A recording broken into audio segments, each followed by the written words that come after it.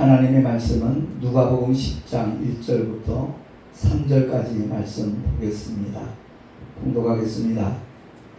이후에 주께서 달리 70인을 세우사 친히 가시려는 각 동 각처로 둘씩 앞서 보내시며 이르시되 추수할 것은 많되 일꾼이 적으니 그러므로 추수하는 주인에게 청하여 추수할 일꾼들을 보내어 주소서 하라. 갈지어다 내가 너희를 보내니 어린 양을 이리 가운데로 보냄과 같도다. 아멘. 기도하겠습니다. 하나님 아버지 감사합니다.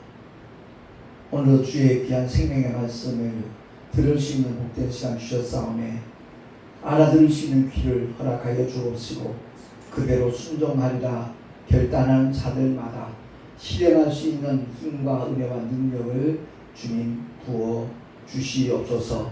전하는 자 듣는 자 다 함께 큰 은혜 있기를 간절히 바라옵고 예수 그리스도 이름으로 기도하옵나이다. 아멘.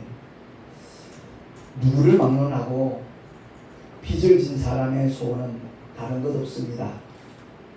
빨리 그 빚을 갚는 겁니다. 그런 경험이 있는지 모르겠습니다만 예전에 저희 부친이 부도가 났을 때 집안에 있는 가구고 전자기구 할 것 없이 빨간 딱지가 붙은 적이 있었거든요. 손을 못 댑니다. 사용할 수가 없습니다. 모든 가족들에게 참 고통이고 괴로움이었다는 것을 기억을 합니다. 그래요. 도무지 갚을 길이 없는데 너무나 큰 빚을 졌는데 그 부채를 만약 탕감받는다라면 아마 뛸 듯이 기쁠 것입니다. 그래요. 이 세상에 존재하는 모든 사람들이 도무지 갚을 수 없는 빚을 졌거든요. 바로 죄 때문에. 근데 성경에 주님이 1만 달란트 빚진 자와 100데나리온 빚진 동관의 비유를 주님이 들려주셨잖아요. 거기서는 용서하지 못하는 잘못된 그런 기독교인이 되어서는 안 된다는 것을 깨워주시는 것이고 이 세상에 존재하는 모든 사람이 바로 1만 달란트 빚진 사람이었다 하는 것을 지적을 해주시는 겁니다. 근데 그 빚을 우리 주님께서 십자가에서 피 흘려 죽어 주심으로 말미암아 그 모든 빚을 깨끗하게 처리해 주셨다는 사실을 우리 모두 확실히 믿으시기를 예수 이름으로 축원합니다. 너무나 놀랍고 기쁜 소식, 그 소식을 이웃에게 전하는 것이 바로 전도이고 선교입니다. 우리 백선도사님이 기도하면서 그런 고백을 했지만 알지 못한 사람들 너무 많아요. 이 소식만 들으면 예수님만 영접하면 누구나 다 지옥의 영원한 행보를 면할 수 있는 길이 열려져 있음에도 불구하고 한 번도 예수 이름을 들어보지 못한 그런 민족들도 아직 많이 남아있거든요. 그래서 그들에게 이 기쁜 소식을 전하는 것이 바로 선교입니다. 보통 전도하고 선교를 그렇게 구분들을 하더라고요. 이 국내에서 하는 것을 전도라고 보통 표현을 하고 해외 나가서 복음을 전하는 선교라고 그렇게 표현을 하는데 전도나 선교나 다 영혼 구원하는 것이고 예수 이름을 전하는 것들로 믿습니다. 그 예수 이름을 가장 사랑하고 높이는 사람들, 그 사람들이 하는 것이 바로 하나님을 향하여 예배하는 것이고 기도하는 것이고 많은 사람들에게 예수 이름을 전하며 자랑하는 것, 그게 바로 전도고 선교입니다. 구약에 보니까 이사야 선지자가 정말 기도하는 가운데 본 환상이 있죠. 주보에 나와 있으니 우리 한 목소리로 한번 읽어보겠습니다. 이사야서 6장 6절에서 8절까지 말씀. 시작. 때 그 사람의 하나가 화저로 단에서 취한 바 핀 숯을 손에 가지고 내게로 날아와서 그것을 내 입에 대며 가로되 보라 이것이 내 입에 닿았으니 내 악이 제하여졌고 내 죄가 사하여졌느니라. 내가 또 주의 목소리를 들은즉 이르시되 내가 누구를 보내며 누가 우리를 위하여 갈꼬. 그때 내가 가로되 내가 여기 있나이다. 나를 보내소서. 아멘. 이사야 선지자의 고백이 저와 여러분의 고백이 될 수 있기를 예수 이름으로 축원합니다. 제가 8년 전에 처음 튀르키예로 선교를 갔다 그랬잖아요. 저는 인터콥을 몰랐어요. 전혀 몰랐어요. 근데 택시 탄 손님이 대구 순복음교회 집사님이었는데 그분이 동남아 쪽에 선교를 갔다 오고 난 다음에 제 택시를 탔었거든요. 동대구에 도착하자마자 내가 먼저 목사라는 것을 알게 되었으니까 전도를 하니까 목사님 저를 위해서 한번 기도해 주세요. 그래서 내가 그 김진희 집사님을 위해서 간절하게 기도를 했어요. 선교를 갔다 오고 난 다음에 저한테 연락을 해갖고 지금까지 이렇게 교통을 하고 있는데, 목사님 제가 기도할 때마다 목사님 생각이 자꾸 나요. 정말 택시 전도도 너무너무 귀한 일이지만 아직 예수 이름 들어보지도 못한 민족에게 복음을 전하는 것 하나님이 너무 기뻐하실 것 같아요. 그래가지고 제가 이제 대구에서 비전스쿨이라는 걸 처음 참석하게 됐어요. 석 달 동안 그 훈련을 받으면서 가장 참 내 마음을 두드렸던 것이 바로 그 터키 그 순교 사건, 그곳에서 문은혜 순교사님이라고 그 당시 17년 동안 결혼도 하지 않은 상태에서 사역을 하다가 이제 한국으로 귀국을 해가지고 자기가 하던 사역에 그 간증들을 하는 가운데 그 독일 선교사와 터키 목사님, 집사님이 처형당한, 끔찍하게 죽임을 당한 그 얘기를 하는데 참석한 목사님 모두 다 눈물 범벅이 됐어요. 그 얘기를 들으면서 참 부끄러웠어요. 난 한 번도 그런 생각 해본 적이 없거든요. 그러면서 이제 지난주에도 말씀드렸듯이 토머스 선교사가 이 조선 땅에 성경 전하러 왔다가 처참하게 죽임을 당하는 그 사건, 그게 떠올랐고, 택시 전도를 하다 보니까 제가 그 당시엔 달구벌 협동조합 택시를 했었어요. 그러니까 한 달 동안 회사에 부담해야 될 돈이 있거든요. 그래서 그게 마음에 좀 짐이 됐는데 기도 제목으로 내놨어요. 그 비전스쿨 스태프진들한테. 그러고 난 다음에 이사장한테 얘기를 꺼냈죠. 이사장, 제가 택시하는 이유와 목적 아시죠? 예, 목사님 알죠. 전도하는 거 아닙니까? 이러더라고요. 그래서 이번에 한 20일 정도 일을 못하게 생겼는데, 아니 왜요? 그래. 그래서 제가 터키에 17일간 선교를 가기 때문에 떠나기 전하고 갔다 와서 하고 이제 이틀 정도 더 날짜가 없어지니까 한 20일을 일 못할 것 같다. 얼마를 내가 우리 협동조합에 돈을 내면 됩니까? 목사님, 그런 거 신경 쓰지 마세요. 건강하게만 다녀오십시오. 할렐루야. 왜냐하면 내가 기도 제목을 내놨잖아요. 그들이 얼마나 간절히 기도했겠어요. 그리고 전혀 생각지도 않았던 참 귀한 믿음의 집사님을 만나게 됐는데, 원래는 부인이 그 택시를 탔었거든요. 전도를 하다가 아무튼 연결이 돼가지고서 우리 교회에 아주 열심히 섬기고 충성을 한 집사님인데, 그 집사님이 터키 가는 선교 경비를 250만 원인가를 한꺼번에 헌금을 한 거예요. 야, 하나님께서 내 상황과 처지를 아시고 꼼짝 못하게 선교를 갈 수밖에 없도록 이렇게 길을 열어주셨구나. 너무너무 기쁘고 감사했어요. 터키에 처음 도착했을 때부터 돌아오는 순간까지 하나님이 함께 하시는 그 믿음의 증거들을 보여주시는데 너무너무 정말 기뻤어요. 눈물도 많이 흘렸지만, 그리고 무엇보다도 사도바울 기념교회에서 성찬식을 할 때 그 기쁨과 감격은 이루 말할 수 없었고요. 동시에 우리 마음 가운데 너무너무 아팠어요. 사도 바울이 그 지역을 다니면서 7교회가 세워지도록 참 헌신하고 충성했는데 지금은 터만 남아있어요. 기둥만 남아있어요. 단 한 교회도 남아있는 교회가 없어요. 그리고 그 우람한 모스크들이 5천 이상인가 세워져 있으니까 그 마음이 너무너무 사실 아팠거든요. 그 기념 그 순찬 예배를 드리고 난 다음에 서로 부둥켜 안고 막 울었어요. 그랬더니 금방 터키 경찰들이 왔더라고요. 왜냐하면 요새 이거 스마트폰 때문에 금방 촬영을 해가지고 유포를 해요. 금방 주변에 다 알려진 모양이에요.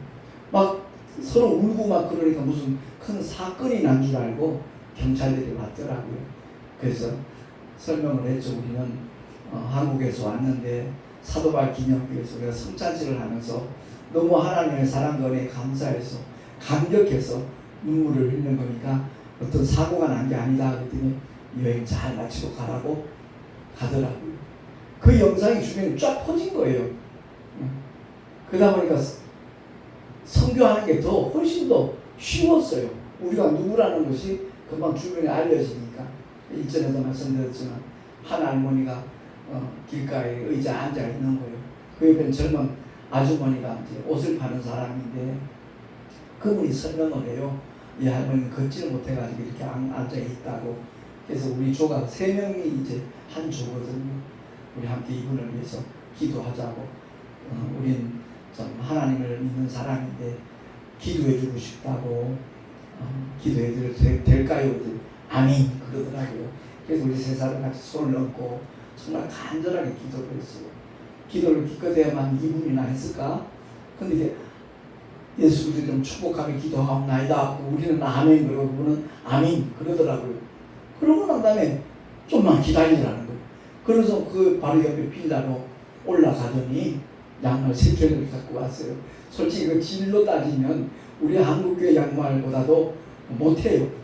근데 너무 고마운 마음을 표현하고 싶어서 그 양말을 3켤레 갖고 오니까 그 아주머니가 더 놀라는 거예요. 옷 파는 아주머니가. 왜냐하면 잘 걷지도 못해서 하루 종일 거의 앉아있던 분이 왔다 갔다 걸어가면서 자기 나았다는 걸 보여주는 거예요. 뛰기도 하는 거예요. 너무 놀랍다라고. 그래서 하나님께서 정말 예수 이름이 증거되기를 이렇게 원하셨고 증거되는 곳마다 하나님이 함께 역사하시는구나 하는 것을 다시 한번 경험하는 시간이 되었었습니다. 아무튼 선교는 하나님께서 가장 원하시는 일이고 가장 우리에게 정말 비중 있게 맡기신 일이 만민에게 복음을 전파하는 일인 줄로 믿습니다. 이사야 선지자는 기도 중에 환상의 핀 숫자가 입에 대면서 악이 제하여지고 죄가 사여졌다라는 이 하나님의 음성을 듣고 난 다음에 누가 우리를 위하여 갈 거라는 그 하나님의 음성을 듣고 그 현장에서 나를 보내소서 내가 여기 있나이다 이렇게 고백을 했잖아요. 근데 오늘날 2000년 전에 그야말로 갈보리 언덕에서 인류를 위하여 모든 물과 피를 다 쏟으신 주님의 십자가의 사건 역사적으로 세계사가 다 증거하고 있는데 그 역사적인 사건만이 아니라 명백한 증거로 진리의 영이신 보혜사 성령 하나님을 우리에게 보내주셨잖아요. 그 성령이 임하셨음에도 불구하고 오늘날 정말 전도에 앞장서고 해외 선교 세계인들에게 복음을 전하기 위해서 정말 뛰어드는 사람의 숫자는 그렇게 많지 않을 뿐만 아니라 제가 이번에 비전스쿨에 계속 참석하고 또 선교 그 캠프에 갔을 때 가장 감사했던 것 중에 하나가 많은 목사님들이 인터콤을 이단이라고 욕하는 사람들 많습니다. 오해하고 있는 분 굉장히 많아요. 근데 저보다 한 4번째 앞에 우리 교단의 총회장 지내셨던 박영희 목사님, 사모님, 그 사위 강도사님 그리고 딸까지 4명이서 그 현장에서 만난 거예요. 더더구나 그 강도사님은 기타 치면서 우리가 가는 종족에 동참을 해달라고 미얀마를 막 홍보하면서 했는데 지난주에 떠났어요. 그 4분이 같이. 그때 내가 참 감사했던 것은 연세가 나보다 10살 정도 많으니까 80연세에 사모님하고 그 미얀마로 복음을 들고 간다는 것 자체가 저는 굉장히 감동이 됐어요. 너무나 기뻤고 감사했고요. 그래요. 솔직한 얘기가 금년 여름에 그 비전스쿨 나가는 사람의 숫자가 예년보다 훨씬 적어요. 적기도 하지만 대다수 한 70%가 평신도예요. 평신도들이 더 많이 가요. 그야말로 누구보다도 그 선교의 대열에 앞장서야 될 분들이 사실은 목회자가 아닌가 이런 생각을 하는데, 가지 않는 것까지는 뭐 어쩔 수 없지만 자기들이 알지도 못하면서 이단이라고 욕하고 또 거기에 참여하는 성도들을 교회에서 쫓아내는 그런 일들까지 벌어지고 있으니까 너무너무 가슴 아프고 안타까워요. 그래요. 모든 기득권을 내려놓고 직장도 포기하고 그 하나님의 은혜를 그 미전도 종족들에게 나눠주기 위해서, 저 지도가 바로 그거예요. 미전도 종족들이 가장 많이 분포되어 있는 곳이 북위 10도에서 북위 40도 사이에 있는 나라와 민족에게 정말 복음이 아직 전파되지 않은 지역이 가장 많은 곳이 40창이라 그러거든요. 그래서 그쪽에 가서 복음을 전하기 위하여 모든 기득권을 내려놓고, 심지어 지난 3주 전에 강의한 선교사님 같은 경우는 그 좋은 직장을 그만두니까 집안에서 난리가 난 거에 미쳤다고 핍박도 하고 굉장한 어려움이 있었지만 결국 4, 5년 후에는 그들도 다 예수를 영접하고 주님이 누군가를 알고, 심지어 어머니까지 선교 캠프에 동참하는 것 보고 뜨거운 눈물이 저는 흘렸다는 그런 고백들을 할 때, 참 결단하는 사람들에게, 행동으로 옮기는 사람들에게 주 예수를 믿어라 그리하면 너와 내 집이 구원 얻는다, 이 말씀이 그대로 이루어지는구나. 그렇게 하지 않으면 어떻게 평생 부처 앞에 전하던 사람이 예수를 영접하겠냐고요. 그러니까 우리 한 사람 한 사람이 하나님 앞에서 올바른 깨달음을 갖고 올바른 결단을 하고 그 맡겨주신 사명을 감당하고자 할 때 나만 구원받는 것이 아니라 온 가족이 구원에 이르는 하나님의 축복이 분명히 임하는 줄로 믿습니다. 그래서 제가 이 말씀 속에서 오늘 본문을 택한 이유는 2절 말씀 한번 합독을 하겠습니다. 누가복음 10장 2절 시작. 이르시되 추수할 것은 많되 일꾼이 적으니 그러므로 추수하는 주인에게 청하여 추수할 일꾼들을 보내어 주소서 하라. 아멘. 비난하고 이단이라고 욕할 것이 아니라 오히려 자기가 못 가면 하나님 앞에 그곳에 갈 수 있는 하나님의 일꾼들을 보내달라고 기도하는 것이 하나님의 말씀에 순종하는 자세가 아니겠는가 하는 것을 깨닫습니다. 그래요. 선교사들의 그 피의 호소만큼 강력한 메시지가 없습니다. 순교의 피가 흘렀던 그곳에는 반드시 주님의 몸된 교회가 세워지는 역사를 모든 나라에서 확인할 수 있거든요. 오늘 그 훈련 받을 때 보면 가장 많이 부르는 찬양 중에 하나가 선교 항목이에요. 죽음 앞에서 돌아서지 않으리라고 결단하면서 찬양들을 얼마나 열정적으로 부르는지 몰라요. 근데 간혹 그런 느낌이 와요. 이렇게 선교 항목이라는 그 찬양을 부르는 그 자체가 전부는 아닌데, 그렇게 찬송을 하면서 실제로 목숨을 걸고 그 모든 족속을 향하여 나가는 사람은 몇 명 정도 될까, 이런 생각이 들더라고요. 그렇습니다. 찬양 사역자들의 찬양이 참 아름답잖아요. 감미롭잖아요. 일반인들보다 훨씬 어떤 찬양에 달란트가 있고 은사가 있어서 굉장히 듣는 사람들의 마음이 뭉클해지는 그런 경우도 많이 있잖아요. 근데 때로는 그런 생각이 들어요. 공허한 메아리가 아닌가. 자기들에게 주어진 어떤 재능과 달란트를 가지고 마치 취미생활 하듯이, 자기의 어떤 장기자랑 하듯이 사역하는 사람들도 간혹 눈에 띄거든요. 결코 그것 아닌데. 그리고 제가 성경을 보면서 늘 느끼는 것은 찬송은 어떤 특정인의 전유물이 아니라는 거예요. 구원받은 모든 백성들이 하나님을 향하여 호흡이 있는 자마다 찬양할지어다 라고 시편에 말씀하잖아요. 그러면 찬양은 성도들이 감상하는 노래가 아니에요. 함께 부를 때 그것이 정말 하나님께서 기뻐 영광을 받으시는 것이지, 몇몇 사람 아니 몇십 명이 대표로 찬송을 부르고 그걸 들으면서 감동될 수 있죠. 그것을 감상할 수 있죠. 그건 잘못된 것 아니겠는가 그런 생각이 들어요. 노래를 잘하든 못하든 우리의 심령 속에 부어진 하나님의 은혜에 감사해서 감격해서 눈물로 찬양한다라면 때로는 음정이 틀리고 박자가 틀려도 하나님은 그 찬양을 통하여 영광 받으시는 줄로 믿습니다. 제가 작년에도 그런 말씀을 잠깐 드렸던 것 같은데, 찬양 사역자예요. 수백 명이 모였어요. 박수 치면서 찬송을 하는데 다들 뜨겁게 찬양을 해요. 박수 치면서. 근데 저 중간쯤 한 사람이 박수를 안 쳐요. 박수를 안 치는 것으로 끝나는 것이 아니라 자기의 뺨을 막 때리는 거예요. 정신병자인가? 어떤 문제 일으키면 어떡하지? 마음이 조금 쓰이더래요.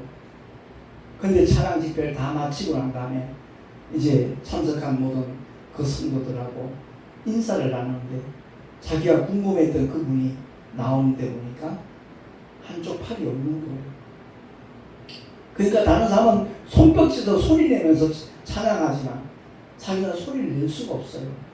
그러니까 뺨을 때리면서 그 소리로 대신 하나님 앞에 영광 돌리는 그 모습, 너무너무 감동이 되었고 그 청년을 잊을 수가 없다라는 그 간증을 한번 들은 적이 있거든요.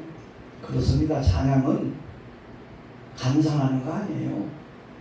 찬양은 내가 하나님 앞에 부르는 겁니다. 동의하시는 분만 아멘. 동의하시는 분만 아멘. 노래 잘하고 못하고 그건 문제가 아니에요. 정말로 구원의 기쁨과 감격 속에서 하나님께 내 목소리로, 내 음성으로 주님 앞에 영광을 돌리는 그 찬양을 하나님께서 가장 기쁘게 흥양하신다는 사실 우리 모두 깨달을 수 있기를 바랍니다. 제가 주보에도 그런 글을 썼지만, 찬양 사역자의 감미로운 찬양이 때론 입만 무성한 무화과 나무가 아닌가 이런 느낌을 받을 때가 간혹 있더라고요.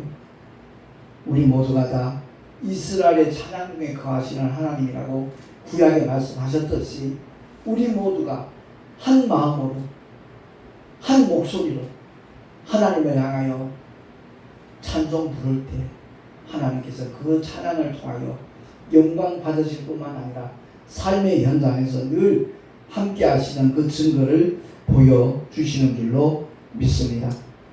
그러니까 찬송은 성도들이 결코 감상하는 노래가 아니라 하나님께 함께 불러야 된다는 것을 우리가 기억을 하고, 이게 인본주의 목회가 만연하다 보니까 특히 그 음악에 소질이 있고 노래에 달란트 있는 사람을 특별히 뽑아가지고 연습을 정말 얼마나 강하게 시킵니다. 그리고 주일날 그 1시간 그 예배를, 공예배를 통해서 하나님 앞에 영광 돌리는 것, 어떻게 보면 참 아름다워 보이기도 해요. 그러나 그 내면적으로 볼 때 그게 과연 성령의 역사인가 하는 것을 느낄 때가 있습니다.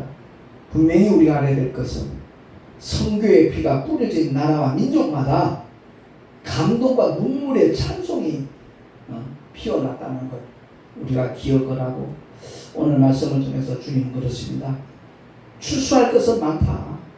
근데 일꾼이 너무 적다는 거예요. 그 출소할 일꾼들을 보내달라고 주인에게 요청을 하라는 겁니다.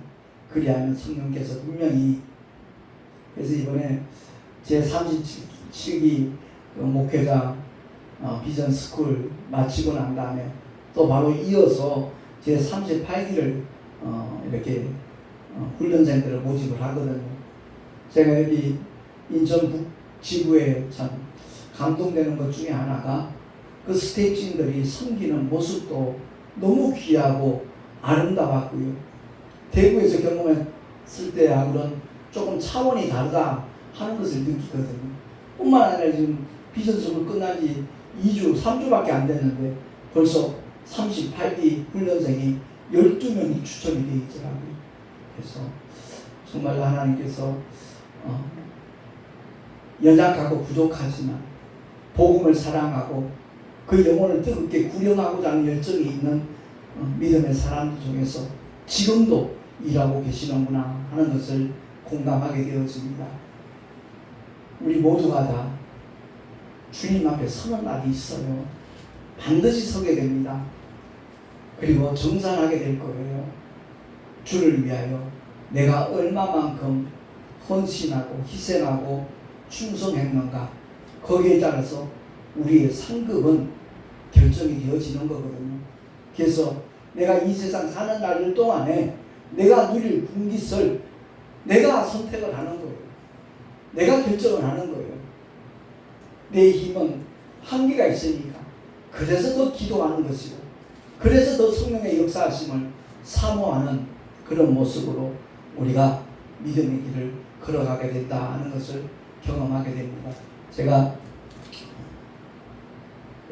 그제죠, 금요일날 일전에 신학교 학장님이 기도회 좀 말씀 한번 전해달라 그래가지고 제가 동참을 했습니다.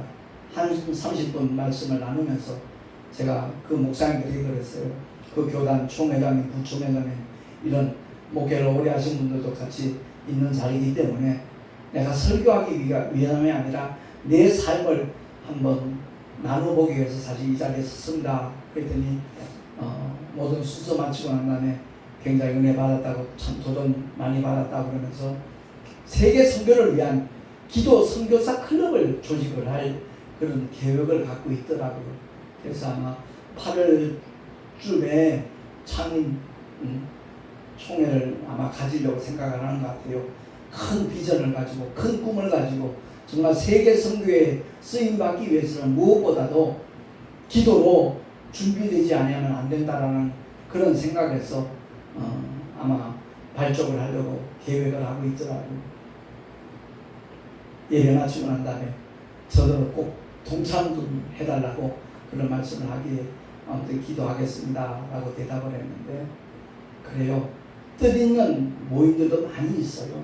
정말로 하나님께서 원하시는 사역들에 참여하기 위하여 목회를 오랫동안 하고 이미 은퇴하신 목사님들까지도 그런 마음으로 동참하게 되어진다면 주님께서 분명히 새 힘과 은혜와 능력도 부어 주실 줄로 믿습니다.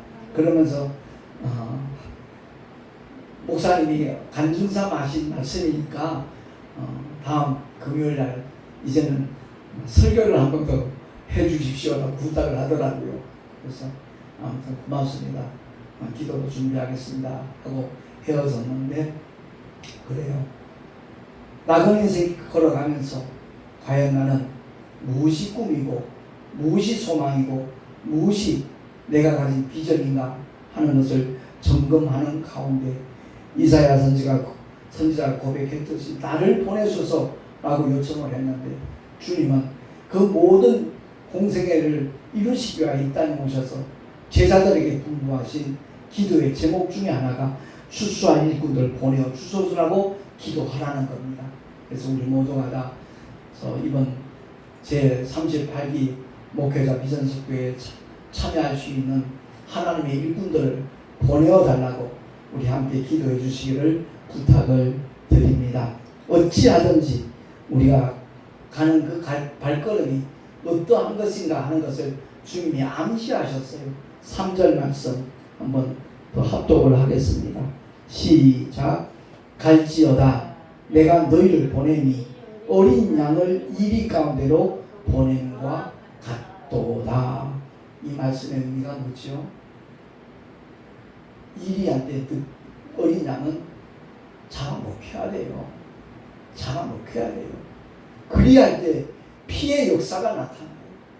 그런데 오늘날 지지난주에도 그러면서 잠깐 들렸지만 하늘에 미랄이 떨어져서 죽어야 많은 열매를 맺는데, 오늘날 우리의 모습은 어찌하든지 안 죽고 하나님 그대로 남아 있으려고 몸부림치는 모습 같아요. 지나친 표현일지 모르겠지만 바로 우리가 그런 믿음의 사람이 아닌가. 참 하나님께서 기뻐하실 수 있는 그런 썩어지는 미랄이 되리라 결단한 사람들이 많아진다면 세계 복음화는 분명히 앞당겨지지 않겠는가. 그리고 그 대열 속에 동참한 사람들은 가장 영원한 부활의 자리에 분명히 참여하게 될 것이다 하는 것이 느껴집니다.